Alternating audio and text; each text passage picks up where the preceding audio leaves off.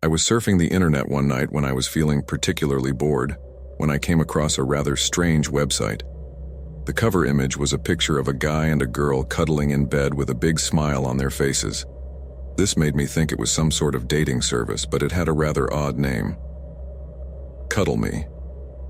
This struck me as very curious. I mean, I used to date on Tinder, but this seemed like something new, as basically, it was that a woman could be hired by the hour to come to your house and cuddle with you. On the site, there were listings of women with provocative profile pictures, and each had different hourly rates. I've been single for quite some time, so I had some idea of what this would really be like. I wish I had stopped right there. I kept scrolling down the page and saw that there was a large catalog of girls offering their services as snugglers, or I guess that's what they were. As I was looking at the various options, I noticed a girl named Amaya, who really caught my eye. She was cute and had a lovely smile. She wasn't the typical super thin girl. Rather, she was a bit plump and curvy, very natural, and the truth is that I really like curvy women, but of course without exaggerating, and best of all, she only charged $15 an hour. This made me remember that I had some cash in my hand, so I called the number below. "Hi, do you want me to give you some hugs?" A voice answered me from the other side of the line. I immediately disconnected the call and my heartbeat accelerated. Holy cow, the website is not a fake. What do I do now? Suddenly a message popped up on my phone. It was from the same number. "Send your address after making the first hour payment. I will be there in the blink of an eye." I live alone in a third-floor apartment where no one cares about anyone. So with bated breath, I gave him the address and paid him $15 through the page. Immediately after that, a new text message appeared. "Thanks. Can't wait to see you." At that moment, I looked around and realized that my apartment was a mess. I jumped off my computer and started cleaning my room. I took a quick shower, and as I stepped out with my towel on, someone knocked on my door. Oh God, she's here. I ran out, stumbled and slid forward, and almost slammed my teeth into the door, completely forgetting to put my clothes on first. When I finally opened the door, I almost fainted from shock. Standing in front of me was a huge middle-aged woman, stuffed into a bright pink dress and mounted on red stilettos. "You should hold her tight lest you drop her." I immediately looked down and blushed with embarrassment to see that she was still in the towel. "I'm sorry, come in please," I told him. I was really shocked. I mean, she wasn't a normal curvy girl as she looked in her pictures. Amaya was really obese and her figure looked nothing like her profile picture. And not that I want to discriminate anyone, but this was far from what I expected. Just to give you an idea, her waist was so big that she got stuck in the frame of the small door of my apartment. "This damn door," she growled as she got stuck in the frame. She stretched her hands toward me and said, "Can you pull me, please?" I grabbed her hands and pulled her inward, using a lot of force to get her unstuck. She was very obese and definitely much older than in the pictures. She didn't even look like the same person. When I was finally able to unbolt her from the door, her flaps of fat fell all over me as we fell to the floor. "Ah, God, you're so heavy," I let out as her huge body crushed me. "What did you just call me?" he said as he struggled to his feet, pinning me with a look full of anger and hatred. I looked at her face from a very close distance and noticed the huge amount of makeup she had on. I was so shocked. "What the hell are you looking at, huh?" she screamed in my face. I couldn't believe what was going on. At what point had I gotten myself into all that mess? I said, "Hey, this was all a mistake. Okay, I didn't mean to waste your time, but please, I need you to leave." "How dare you ask me that? Do you know who I am? I'm the most requested girl on the app, the prettiest, the one everyone wants to cuddle with, and you're telling me to leave?" She kept approaching me in an intimidating manner and actually looked very angry.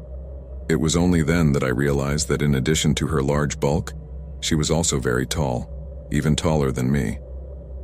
Trying to appease her anger a bit, I said, Yes, sure you are, I have no doubt, but I just changed my mind. I just don't think I'm ready for this, that's all. Look, I can give you $15 more for all this trouble, do you think?" She didn't even let me finish and suddenly pushed me backwards, causing me to trip over the couch behind me, and in doing so, she pounced on top of me, leaving me completely squashed between the sponge and her huge body. This woman was huge in every way. I started kicking and struggling, trying to get her off me, but it was no use. My body was being squeezed against the couch, and my face was buried between her huge breasts, so I couldn't breathe. I was suffocating.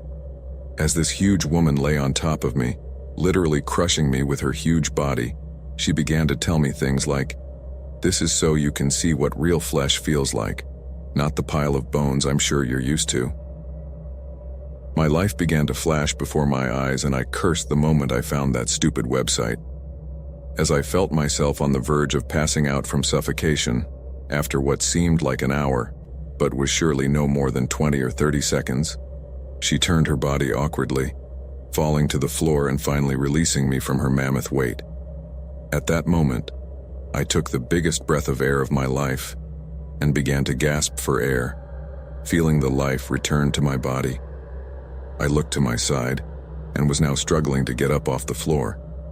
Still struggling to catch my breath, I stood up and tried to pull away, but then she grabbed me by one leg and made me fall to the floor. Then she talked me back towards her and tried to climb over me once again. But this time I managed to wriggle out of her grip and ran to the kitchen. She takes a knife from the drawer, and as I turned around, I realized that my direction was coming. So I pointed the knife at her and literally told her that if she didn't leave my apartment right now, I was going to gut her. She stopped dead in her tracks and threw her hands up in the air saying, "Hey, take it easy. I was just playing with you a moment ago. Don't get mad." Playing with me? She literally almost killed me, the son of a... And now she says she was playing. Hearing this, I had to use all the self-control I had in my body not to throw myself on top of this psycho and carry out my threat. Instead, I told her with gritted teeth and very visible anger on my face to get the hell out immediately if I didn't want to make her the protagonist of a tragedy. My anger was probably so visible that her smile froze completely, and she immediately walked into the living room, grabbed her purse, and stormed out of my apartment. I didn't want to call the police about what happened because I really didn't know what I was going to tell them. Plus, I was a little embarrassed to admit that I had contacted this woman through that demon page.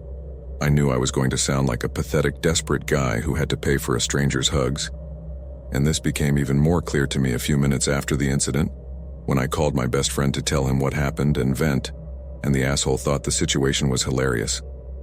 I'm sure many of you also found what happened to me funny, but believe me, it wasn't funny at all. When I say I almost died at the hands of this sick woman, I'm serious. I think if she had taken a couple of seconds longer to get off on me, I wouldn't be telling you this right now.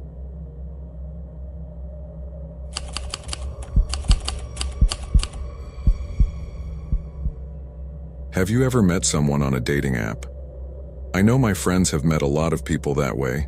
Some of them are even in relationships now, but unfortunately my experience was totally different. I went on a few dates with other guys, but while there were a few that could be considered acceptable, most of them were pretty boring. Most of the people I dated were either completely silent while we ate or did whatever, or they just couldn't stop talking about themselves. I think it needs to be noted that there was never a second date with any of them. Anyway, all these terrible dates I had in the past are nothing compared to my worst date. The date where I went out with a stalker psychopath, a person who, if I let him, could have done me a lot of harm. Everything started to happen normally.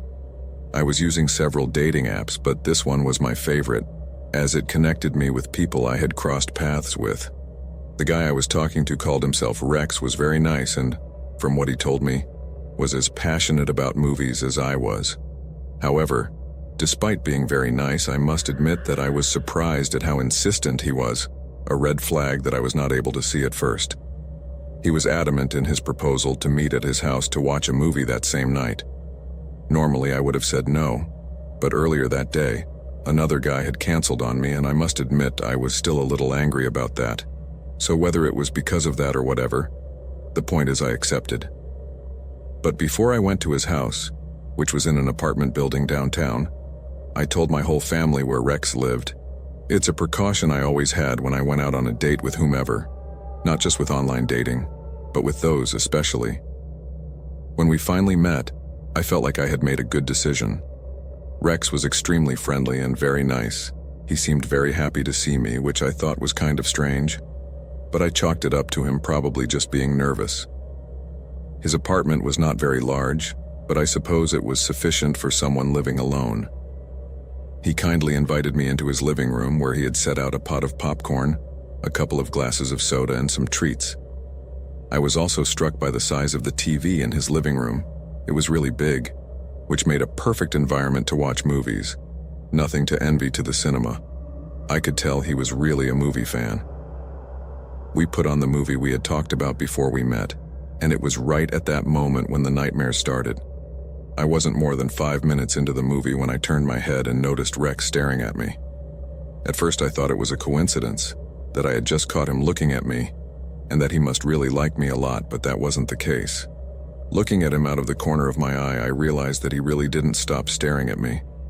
At that moment I also realized how huge his eyes were, but that was the least of it. The really creepy thing was the obsessive look he had on me all the time. I began to feel very uncomfortable. Was it my imagination, or did he not even blink?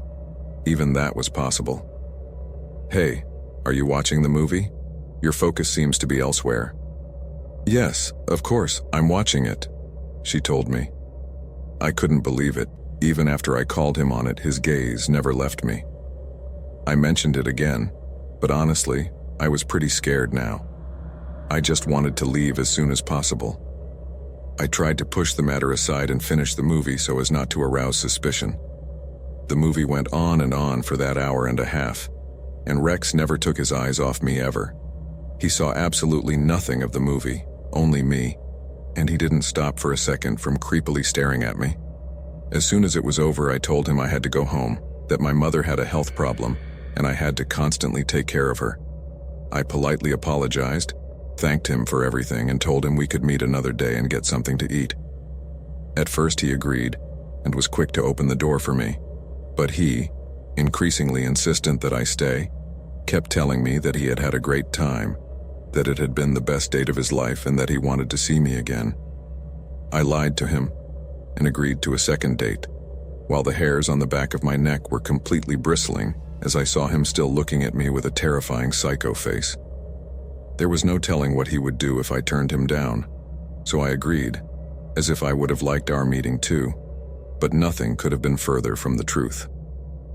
I took a bus home, refusing his constant offers to accompany me to my building, and as soon as I got back I threw myself on my bed and turned on my cell phone. When I logged into my WhatsApp, I saw over 20 messages and 10 missed calls from Rex. The messages started out fine, but the longer I didn't respond to him, his messages became more violent and were accompanied by a frenzy of calls. This guy was completely insane, and I was honestly too terrified. Being a huge fan of horror and suspense movies, I have seen stories like this many times on the big screen, and they usually always end tragically. Not that I'm confusing fact with fiction, but his attitude was nothing short of that of an obsessed psychopath. And that was the last type of person I wanted to have around, so I simply blocked him out. But I felt so overwhelmed from holding back fear for so long, and now to come across this, that I just started crying. Not only had it been a scary date, but this man was also totally insane. A few hours later, my mother knocked on my bedroom door and woke me up. It was midnight and she was about to go to bed, but she couldn't find her cell phone, so she asked me to call her. As she called, I heard her cell phone, but it seemed to be quite far away. I followed the sound of Mom's phone until I reached our yard. Now the phone was sitting on one of the little tables we always have in the yard. As soon as I grabbed the cell phone, it rang, and out of curiosity I opened it. It was a number that my mom didn't have in her address book, but I recognized it immediately. It was Rex's number. The message said to look at my mother's photo gallery, and when I opened it, I saw the last 5 pictures taken. The first 2 were of my mom in the kitchen preparing dinner, but the other 3 made my heart almost freeze. These were of me sleeping. At that moment, I almost dropped my phone on the floor. I'm sure she managed to make sure I didn't notice and followed me home. Finally, I received another message. This one said, "You should come in. You're going to catch a cold." I certainly felt cold, but this had nothing to do with the weather. I ran up to the house and locked the door, went upstairs and into my mother's room. Seeing me come in, panicked, and past the door lock, my mother became very worried and asked me what was going on. I told her everything, and together we checked all the corners to see if anyone was hiding. Then we called the police and begged them to come as soon as possible. The man might not be spying on us from outside. He could be anywhere in the house, and that terrified me. About 10 minutes later, the police arrived and my father behind them. The officers searched the whole house from beginning to end and found no one. A couple of weeks went by and I heard absolutely nothing from Rex. I assumed that when he saw that I had called the police, he had given up on me, but I was very wrong. One night I was coming home late from a party at a friend's house. Tonight, one of our friends offered to give 4 of us a ride home. It was close to midnight when my friend dropped me off in front of my house, and as I walked to the door going through my purse to get my keys, I felt someone grab me from behind and cover my mouth with some kind of handkerchief that had a strong odor. At first I tried to scream, but my screams were silenced by the huge hand that covered my mouth holding the handkerchief. Suddenly I began to feel very dizzy and my vision was darkening, but before I completely lost consciousness, I could hear my father's voice screaming from the door, and the last thing I remember is the sound of my body hitting the floor. I woke up a few hours later in the hospital, where I found out that Rex was the person who attacked me when I was arriving home. He was trying to kidnap me, and for that he soaked a handkerchief with a substance that makes people lose consciousness. And then he took me to his car, which was parked near my house. Rex had been stalking me for days, waiting for the perfect moment to carry out his plan.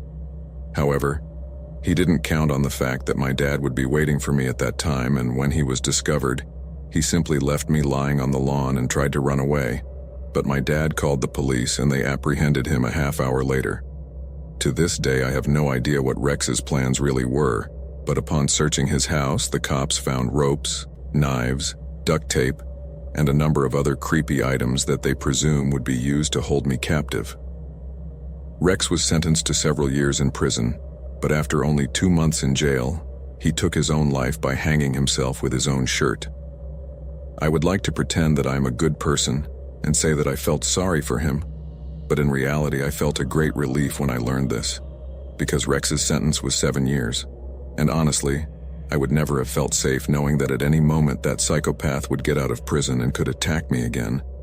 After this horrible experience, I completely deleted my profile on the dating app and have never had a horrible experience like that again.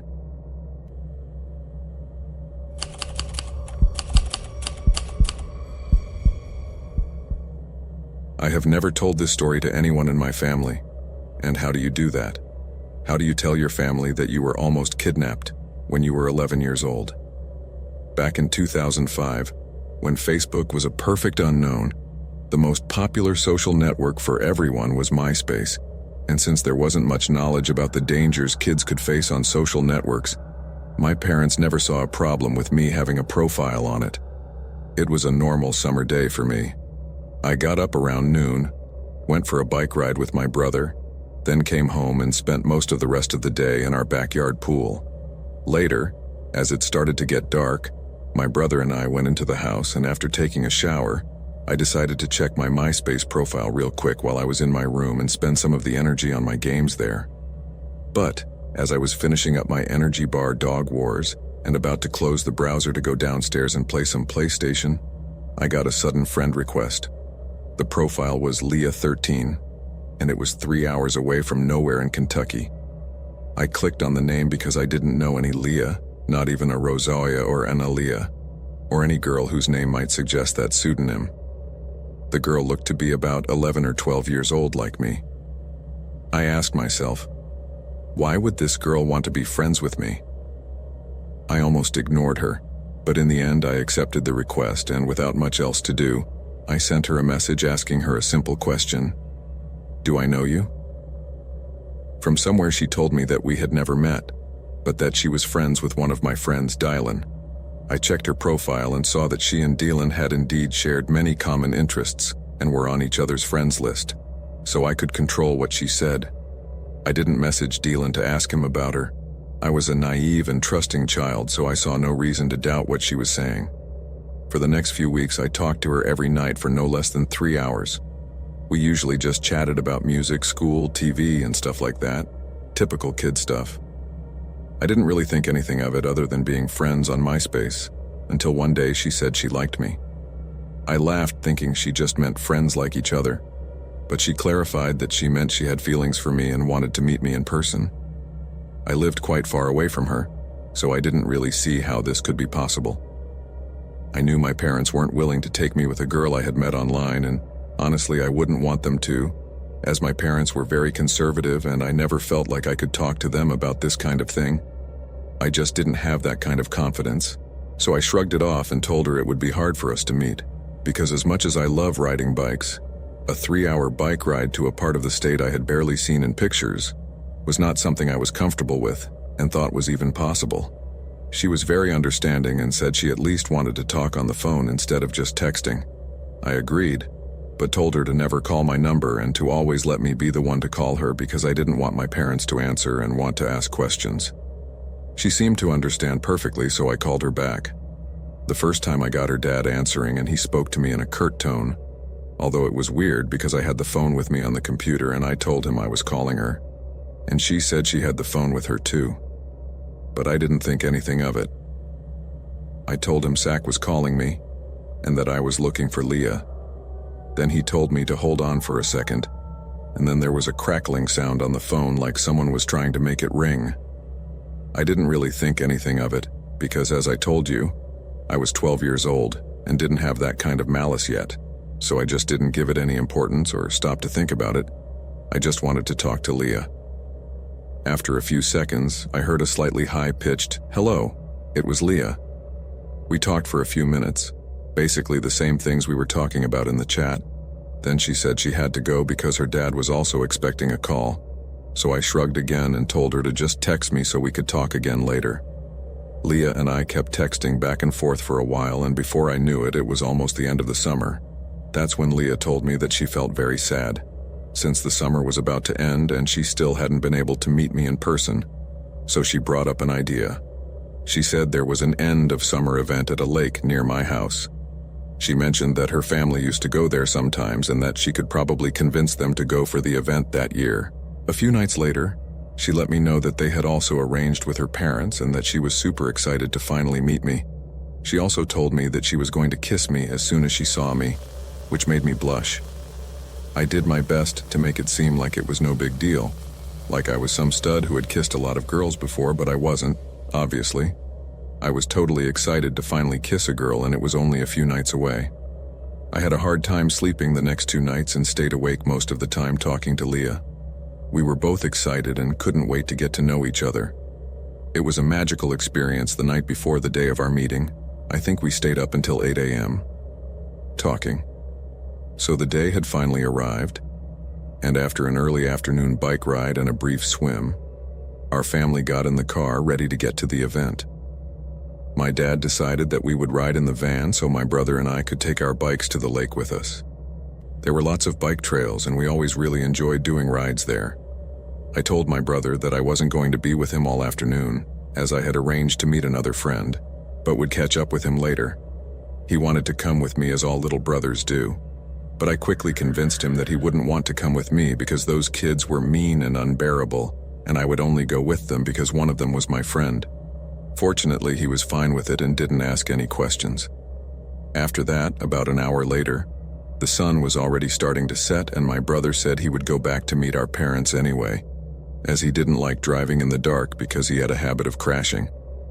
So when I ventured out on my own, now unhindered, I headed for the picnic area where Leah had agreed to meet me. I sat at one of the tables with my bike leaning against the side. I was there so long that I started to get worried and was ready to leave because the fireworks were about to start and Leah still hadn't shown up. I got up and jumped off the picnic table, and just as I did, a rusty old white pickup truck pulled up next to the tables. The man inside reached across the cab to roll down the window and gave me a strange smile, telling me that he was Leah's dad and that he was going to take me to her. I started to feel strange about the situation, so I just stared at him and told him to turn off the engine, thinking that maybe I couldn't hear him over the noise. The man got out of the truck and told me he was there to take me to Leah. "Get in," he said, opening the passenger door and motioning for me to get in. The van was full of garbage and looked very dirty. I could smell oil and other things coming out of it. As I gave him a crooked look, I told him I wasn't getting in. Then he grabbed my arm and pulled me towards the van forcibly. That's when it really hit me, and I quickly realized what this was really about. Panic started to set in as the guy said, "Get in the damn van," squeezing my arm so hard I thought he was going to break it. I began to struggle to break free of his grip as the man dragged me into the cab of the old truck. I managed to break free for a moment, but he came up behind me and grabbed me again, so I did the only thing I could think of to repel a grown man twice my size and probably 3 times my age. I reared back and kicked him directly in the testicles. I didn't bother waiting to see how he had handled the blow. I just ran and got on my bike, pedaling with all my might back across the lake to where my family was. He didn't follow me. At least I don't think he did. And if he had, surely he must have seen my dad and held back from doing anything stupid against me, as my dad was a pretty big guy and definitely not someone you wanted to fight with, especially not after he'd had a few beers. Fortunately, I didn't see this disgusting man again all night, and when I got home I went to text Leah to tell her what a jerk her dad was, but the profile had disappeared. I saw Dylan just before school started, and he said he had no idea who Leah was and didn't even remember adding her on MySpace. It wasn't until a few years later that I realized how terribly close I had come to being kidnapped, and God knows what that man wanted to do to me.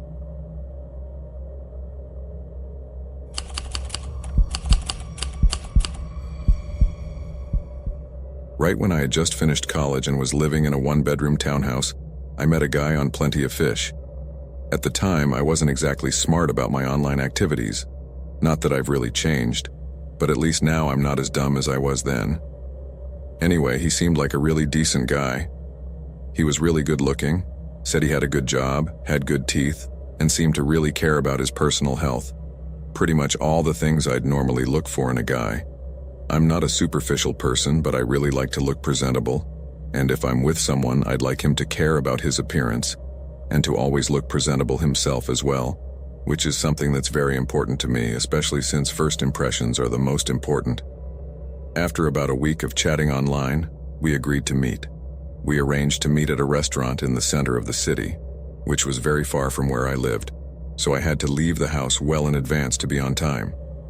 Just when I got there, I had noticed him standing at the door, and I immediately noticed his appearance, and the truth is that he met my expectations, and he was as handsome as in his profile picture. He received me very kindly, with a greeting on the cheek. Then he opened the door for me, and also pulled my chair when we sat at the table. The evening went very well. We dined deliciously, chatted a bit, albeit on rather superficial topics, but all normal for a first date. At the end of the evening, we said goodbye again with a kiss on the cheek, and I let him know what a good time I had, and got into my car and started to drive away. I realized right away that he was following me because of the distance to my house. I didn't panic right away because it's such a big city. Maybe he would turn off the freeway or something, but he didn't. This seemed a little strange to me, but I continued on my way. As my exit was approaching, I looked in the rearview mirror and realized it was still following me, so I decided not to take it. I just kept driving. I skirted all the way around town on the freeway, and he stayed right behind me the whole time. I was really starting to panic a little, so I decided to go to my friend's house instead of my own. As I took the exit, I noticed that he didn't, so I had a moment to breathe and just said, "Okay, screw it, I'll go home." I took the exit ramp back onto the freeway and started back down the road toward my house. As soon as I got there, I showered and was getting ready for bed, when all of a sudden I started feeling really silly and started thinking things like, am I overreacting? Maybe I should ask him if he was following me. What if his house is just down that way? Anyway, a lot of things started to parade through my overactive imagination, or so I thought. I finally decided I was going to text him and just say, "Hey, I had a good time tonight, good night." But just as I started typing, suddenly a text came on my phone with a picture of my car right outside my house. I almost died at the sight of it. My heart jumped out of my chest and I immediately started shaking. As you may have noticed, I am a rather nervous and even somewhat paranoid woman. I didn't know how to act or what to say. This completely threw me off, but then she texts me and says, "I didn't know you lived across the street, so we're neighbors and all." There was a huge apartment complex on the corner of my house, so maybe that's where he lived, I don't know. What I do know is that I went to peek outside and there he was, standing in front of my house like he was waiting for me. I opened the door and greeted him, still feeling a little nervous. Then he asked me if he could come in and if I still wanted to hang out, but I quickly told him I was really exhausted and would rather fall asleep soon because it had been a long day. He had a small smile on his face, but it froze when I told him this, so he nodded and walked across the street back to his car. The next morning I woke up to go to work, and as I was about to get into my car, I saw to my horror that my windshield had been smashed. The doors were open and 2 tires were completely slashed. As I was assessing the damage to my vehicle, completely horrified, the guy came out of his car with 2 coffees and was like, "Oh, I thought I'd surprise you with morning coffee, but I see you've already been surprised first." Oh my God, who did this? I looked at him completely shocked and unable to disguise my startled face. I immediately pulled my cell phone out of my purse and dialed the police and reported the damage to my vehicle. The guy offered to give me a ride, but something in my gut told me not to get in his car. So I politely declined, and before he could insist, I called my boss and started telling him about the situation, avoiding any interaction with him. I explained to my boss that I wasn't going to be there until after the police arrived, and he agreed. All that time he stayed with me, but when the police finally arrived, he started acting really suspicious. He walked away from the scene and began to hide slyly on the other side of his car. I filed the report, and the police basically told me to wait for a response from the insurance, and then they left. But just as they rounded the corner, all I heard was the siren going really loud, and then I saw the police car lights on. I was very confused, but then I heard the officers yell, "Hold it right there! Put your hands in the air and get on your knees right now." I ran out through the yard to get a better look at what was going on, and that's when I saw a cop with his gun drawn, pointing directly at this creepy guy I came out with, and then 2 other officers came over, picked him up off the ground and put him in the squad car. Before the cop pointing the gun at him got into his squad car, I talked to him, and then he explained to me that he was an ex-con wanted for parole violation, harassment, sexual abuse, assault with a deadly weapon, fraud, and aggravated assault, or so much as I remember of the litany of charges hanging over this man. I was absolutely shocked, and obviously my mind began to spin the number of possible horrific things that could have happened to me at the hands of this criminal, had I agreed to open my front door or get into his car.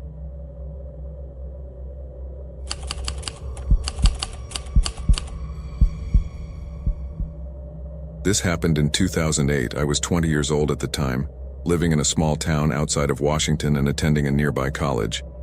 She was home for the summer, and at the time she was not taking summer classes. At the time I had an account on several dating sites, but I wasn't looking for anything serious. One day in early July, I received a message from someone named Karen Evans about getting together and meeting in person. She was a year younger than me, lived in Tacoma, and attended Everest College. I checked out her profile and she seemed pretty normal. She had several photos in addition to her icon, was interested in art and literature, majored in math, liked alternative rock, and played soccer. The woman in the photos was very attractive. She looked quite real, and it also looked like we had some things in common, so I accepted without further ado. We messaged each other on the site first, but then talked about how we could have dinner at a local Italian restaurant and then go for a walk. I thought that sounded good and suggested that we meet at the restaurant on Saturday at 7. She agreed, and then asked me the favor of picking her up at her apartment, as she didn't have a car to use at the time because she had recently been in an accident. This was a little strange to me, and I wondered why I couldn't ask someone to drive her, but I stupidly agreed to pick her up and she gave me her address. This was our first date, and I wanted to be seen as a gentleman, but that turned out to be the worst mistake I have ever made. Karen and I then exchanged phone numbers, but we spoke on the phone only once, and it was brief, just discussing the details of the date again. I would pick her up at her house around 6:30, and we would leave for the restaurant at 7. It was definitely a female voice on the phone, and it didn't sound old or anything, so I really wasn't worried about anything. That Saturday I got directions to her house and set out. She lived in a fairly nice section of town, in a 3-story house that was a condo type of place. I guess she informed me that her landlord owned the building. He lived on the 2nd floor and rented out the top 2 floors, and she lived on the 3rd floor. I remember there was a set of stairs on the side of the townhouse where there was a door on each floor, but the 2nd floor also had a front door. It was kind of an odd configuration that caught my attention a bit, but I didn't think anything of it. I went up the side stairs to the 3rd floor and knocked on the door, but she didn't come out right away as I would have expected. On the contrary, it felt like she waited there forever, until about 10 minutes later, a rather large, middle-aged man with the strangest look in the world on his face opened the door. I don't even know how else to describe him, as there was nothing odd about his appearance or attire, but his attitude. Now my warning bells were starting to ring, but I guess I had the idiotic thought that maybe he was her father, so I foolishly said, "Is Karen here?" However, there was something about this man that I didn't like at all, and it was like every fiber in my body was screaming at me to get out of there. I decided to listen to my instinct and got ready to get the hell out of there without even waiting for an answer. I tried to turn around, but he literally grabbed my arm and blurted out, "I'm Karen," and gave me a creepy smile. I was smaller, thinner, and much younger than him, so it would have been pretty hard for me to defend myself from that guy. I kept trying to get away to no avail, so I did the only thing that came to mind to try to get to safety. I started screaming for help. As I screamed at the top of my lungs, "Help! Help! They want to kidnap me!" He repeatedly tried to push me through the door and tried to punch me in the face a couple of times, but fortunately what I didn't have in strength I had in agility, so I was able to dodge him, and seeing that I couldn't force my way in and probably had already alerted the whole neighborhood with my screams, the man let me go. I didn't hesitate to take this opportunity to run out of there at full speed, and fortunately, he didn't try to follow me, so I immediately got in my car and went home. I was frustrated that no one had heard me and tried to help me. I was scared to death, naturally. I didn't know if I should go to the police and tell them or even what they would do if I did. That night, I told my roommate the whole story when I got home. I knew I was going on a date, but I didn't know the circumstances and obviously didn't know about the guy who was waiting for me. My roommate convinced me to report it to the police and told me I should take pictures of Karen's messages if I still had them, just in case. That same night, I went to the local police station and reported the whole thing to them. I also provided them with the photos of the messages. I had a feeling they weren't taking me seriously, but they said they would go to the guy's house to question him about it and had me file a report. But here's where the really crazy part comes in. The police called me on the phone the next morning and told me to stop by the police station because they had some information about the guy. Obviously I did, and then they told me that the guy was apparently missing.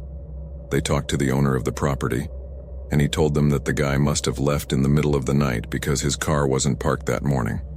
I guess the landlord had a key and opened the door to the apartment for them, even though they didn't have a search warrant. Then they saw that all his stuff was apparently there. The owner told them that he didn't know much about the guy, but that he seemed like a completely normal person. He just didn't get out of his apartment much.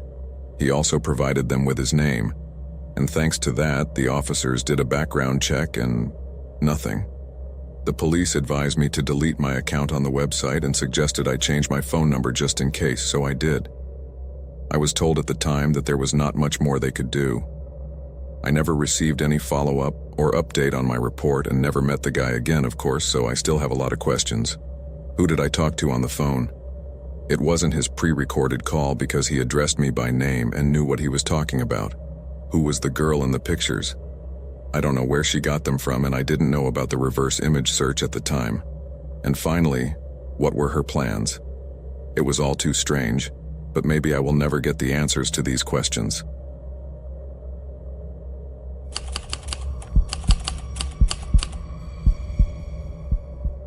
I want to start this story by saying that this story happened when I was much younger and less knowledgeable about the weirdos that abound in the world. Had I known what I know now, this story would have ended before it even began. This happened when I was a 16-year-old girl, got bored one day and decided to download a version of the Tinder app. I immediately started using it, and after a couple of swipes, this guy's face popped up, and what intrigued me was that he didn't have his name on his profile. The guy looked cute and completely normal. I mean, at least he didn't look like a rapper, nor was he doing weird poses. For 16-year-old me, this was enough to swipe right out of curiosity. To my surprise, we matched right away, and we also immediately started talking. It all started with an ordinary conversation. "Hello, my name is Dick, and yours?" "My name is Aurora. Nice to meet you, Dick." "The pleasure is completely mine, Aurora. And tell me, what do you do for fun?" From there, we started talking, and after doing a little research, it turned out that he went to the same high school as me, and shortly after that, we arranged to meet that weekend. At this point, Dick seemed like a cool guy to me, and I was really looking forward to meeting him. Saturday came, and Dick showed up about 20 minutes late and was bringing a rose, presumably to make up for the fact that he's only about 5 feet 6 inches, which had been cleverly omitted from the pictures he had posted. I don't usually like short guys, but in this case, that didn't bother me too much. I joked with him about it, and we went to sit in a park in the center of town to chat. We talked for about 2 hours about everything and nothing at all, until Dick asked me if he could be so bold as to kiss me. I was flattered, but declined. However, he persisted, saying it was very important until I finally lost my temper and asked him why. He explained to me that he suffered from sex-based migraines, and that if he was deprived of sexual contact for too long, he would have an excruciating headache that would render him immobile for 48 hours. Although naive, I was not stupid enough to believe this nonsense, but after that, I simply wanted to go home and get that meeting over with as soon as possible. I made up an excuse about having to leave for I don't remember what reason, so I gave her a quick peck on the cheek and ran off to the beauty salon across the street, where the owners knew me and talked to me for an hour or so until I felt safe enough to take the bus home. I figured this would be the end of the encounter and calmly traveled home. My mother and I have never had a very good relationship, and I really didn't want to talk to her about it, so when she asked me about my day, I just ignored it and told her I had met a friend for lunch. After dinner, I went up to my room and pulled out my phone. At that point, I almost threw up everything I had for dinner. There was a Snapchat notification from Dick. My username must have been on the profile I set up on Tinder. How stupid of me. I gingerly opened it, and it was a 10-second video of him lying on his bed at home, looking dazed and confused. The caption read, "Look what you do to me." I realized he was actually faking a migraine and filming himself to send it to me. I immediately blocked the account and sat down to watch TV, but couldn't concentrate too hard. A couple of days later, a friend request came in from Dick on Facebook. Obviously, I declined it, but he sent it again. I was a little weirded out, but he seemed to have friends in common with me, and from his profile I was able to learn more about him, namely how to avoid him. The messages started coming in, and these started with things like, "I really enjoyed today. I hope we can meet again soon," and ending with gems like, "How I need you to insert my name on your list." I laughed at his choice of words and the dual purpose in them, but blocked him again. A few days passed, and then one afternoon, as I was taking my bus to school, a familiar face smiled at me from the bus stop. Sure enough, it was Dick again, this time with his friends. I didn't suspect anything, as my bus stop was across the street from the school, and I vaguely knew one of his friends. So I smiled, talked, and made jokes until my bus arrived. This was to be the first of many chance encounters with Dick, all of which I dismissed as coincidence, since he lived and went to school in the same part of town as I did. The last time I ran into him was on my way to meet a friend the week before I severely sprained my knee playing soccer. I was struggling to walk from my bus stop to where my friend with a car had agreed to meet me, and as I rounded the corner, guess what? Yes, exactly Dick. He smiled wildly and waved at me. He asked what had happened to my leg, and I told him it had been a soccer injury. He then asked where I was going. I told him I was meeting my friend. She asked what time I was going to meet her, and at that point, having had enough of the interrogation, I told her in an hour and made the pretense of leaving. But then she told me that her house was just around the corner and, putting her hand firmly on my lower back, offered that I could wait there with a cup of tea until my friend arrived. I tried to protest, saying I would be fine waiting in the cafe, but he insisted and half led or half pushed me to his house. When we got inside, I asked him if I could use the bathroom, to which he said yes and showed me. I texted my friend after locking myself in there and said that a guy I vaguely knew had let me wait at this house, and that she could come pick me up from there. I didn't tell her the whole story as I didn't want to worry her or have her phone call my mother, which would have met a worse fate than Dick. He then knocked on the door, asking if I was okay. I told him yes, but that I would be a couple of minutes, and he agreed to wait for me downstairs. When I came out of the bathroom, I went downstairs to find Dick lying motionless on the living room floor. I panicked, thinking something had happened to him, and went to check his pulse, but when I bent down, his hand shot out to feel my chest through my shirt, and he croaked weakly. I swatted his hand away and tried to stand up to get him a glass of water. "I need you to insert my name. Feel me." My eyes widened like saucers as I saw that his pants, which I hadn't seen until now, were unbuttoned, and he was, well, doing things with himself, staring at me. I was scared to death and ran up the stairs. I struggled with the lock on the upper bathroom door and heard his slow footsteps approaching just as I was opening the door. Her voice called to me from across the hall. "Come on, Aurora, don't be inconsiderate. I told you it's a medical matter," she said in a plaintive voice, almost as if she was pleading. I opened the door and slammed it shut behind me. I was almost in tears, both from the pain in my knee and from the strangeness and disturbing nature of the situation. I pulled out my phone and called my friend and begged her to please hurry up. She asked me worriedly what the reason was, but I just told her once again to hurry up. A couple of minutes later, I heard my friend's car horn outside the house. Then I heard Dick call me and let me know that they had already come for me. I opened the door and limped down the stairs. I didn't even stop to look at Dick. I just got out of there as fast as I could, got into my friend's car and drove away with me, telling her everything between shaky breaths. But the strangest part of this story happened next. A couple of days later, I ran into Dick again, and he acted as if nothing had happened that day. He offered me a stick of gum and then took a bus from my bus stop. It was almost as if he didn't even remember anything about that day, and I'm sure he wished he hadn't.